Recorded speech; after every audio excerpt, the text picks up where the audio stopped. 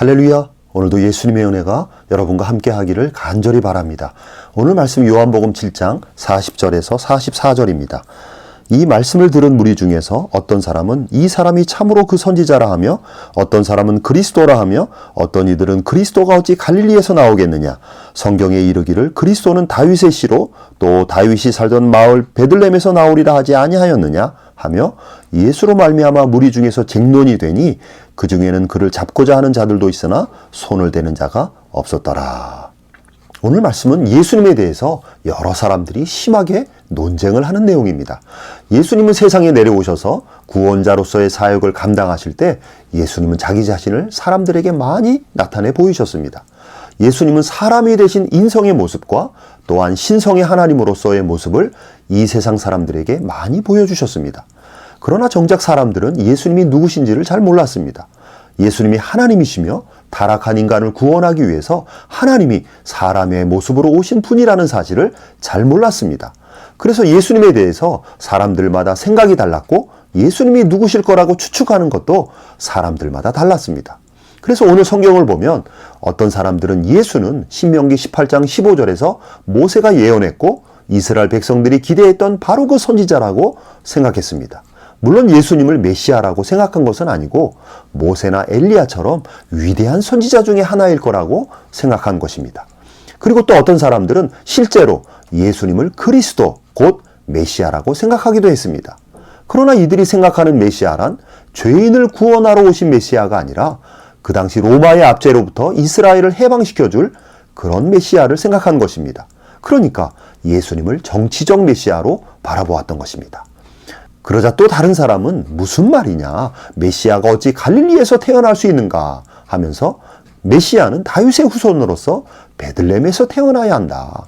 그러나 저 예수는 갈릴리 출신이 아니냐 하면서 예수는 절대로 메시아가 될 수 없다고 주장을 합니다.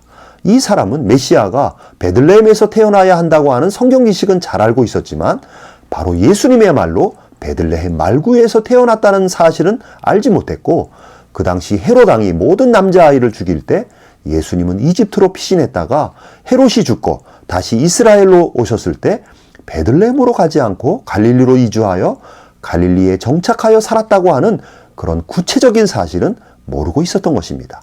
그러니까 이러한 구체적인 사실은 모르면서 자신이 가진 성경 지식을 확신하면서 예수는 갈릴리에서 출생한 사람이기 때문에 예수는 절대로 메시아가 될 수 없다고 크게 착각하고 있는 것입니다. 그렇습니다, 여러분. 인간은 예수님을 직접 보고 경험하면서도 예수님이 누구신지를 정확하게 알지 못했습니다. 그리고 자기들 나름대로 예수님에 대해서 여러 가지 추측과 판단을 했지만 그 모든 것들은 다 부정확한 것들 뿐이었습니다. 그럼에도 불구하고 사람들은 각자 자신들이 생각하고 추측한 것이 맞다고 우기면서 서로 심하게 논쟁을 하고 있는 것입니다. 그러나 인간의 타락한 죄성으로 인하여 유대인들은 구원자 예수님을 정확하게 알아보지 못했습니다. 이러한 유대인들의 영적 상태는 예수님의 제자들 역시 동일하였습니다. 제자들은 3년 동안 예수님과 함께 동고동락했지만 예수님이 누구신지 정확하게 알지 못했습니다. 베드로가 주는 그리스도시요 살아계신 하나님의 아들이라고 고백했을 때 예수님께서 너의 그 고백은 내 스스로 알고 한 것이 아니라 하늘에 계신 내 아버지께서 알게 해주신 것이다. 즉 하나님께서 알게 해주시지 않으면 제자들 중 누구도 예수님을 정확하게 알지 못하는 것입니다. 오늘날 역시 세상 사람들도 예수님이 누구신지 잘 알지 못합니다. 교회에 나오지 않고 성경을 전혀 읽어보지 못한 사람들은 당연히 예수님이 누구신지 알지 못할 것입니다. 설령 교회를 다니고 성경을 읽어본 사람이라 할지라도 모두가 예수님을 정확하게 아는 것은 아닙니다. 많은 사람들이 교회를 오래 다녔다 할지라도 예수님이 누구인지 정확하게 알지 못하는 사람들이 참 많습니다. 마치 예수님 당시 유대인들이 예수님의 설교를 직접 들고 예수님의 사역을 직접 경험했음에도 예수님을 잘 알지 못한 것과 같습니다. 그리고 오늘날 역시 사람들도 각자의 생각으로 예수님을 추측하고 판단합니다. 어떤 사람들은 예수님을 위대한 종교가로 생각합니다. 세상에 많은 종교 창시자가 있듯이 예수님도 기독교라고 하는 종교를 창시한 한 명의 종교 창시자로 보는 것입니다. 이런 사람들의 대부분은 예수님의 신성을 부인합니다. 예수님은 매우 훌륭한 분이셨지만 그렇다고 예수가 신이 아니라고 주장하는 것입니다. 예수님은 단지 인간으로서 뛰어난 종교가이며 훌륭한 스승으로 보는 것입니다. 마찬가지로 많은 사람들이 예수님을 위대한 성인 정도로 알고 있습니다.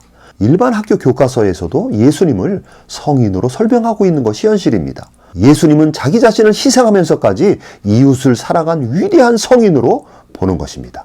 또 어떤 사람은 예수님을 해방가로 인식합니다.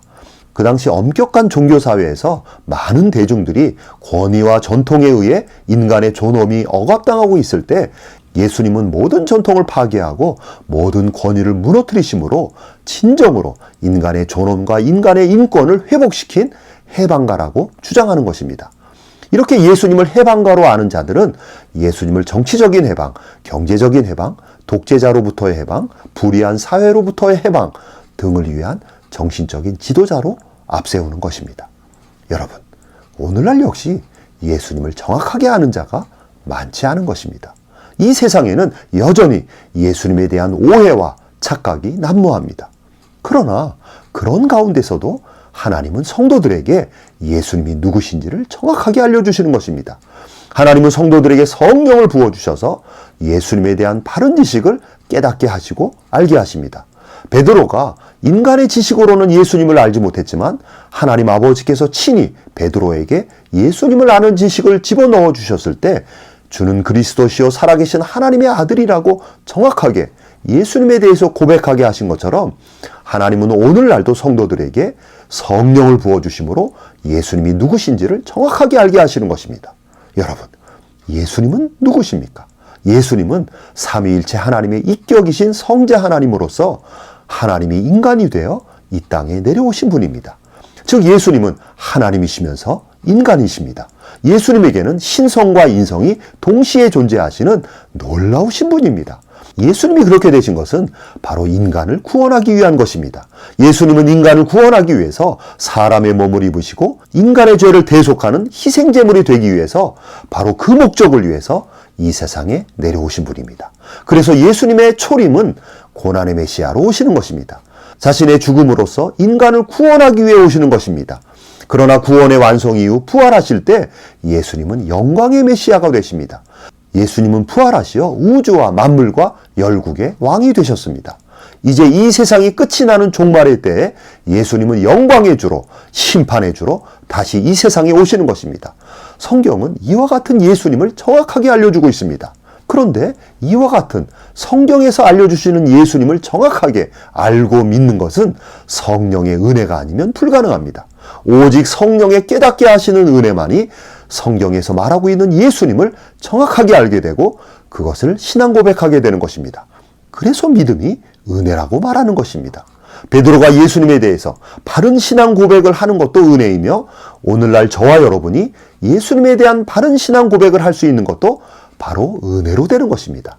이미 성도들에게 성령의 은혜가 임했기 때문에 예수님에 대한 바른 신앙을 고백할 수 있게 되는 것입니다.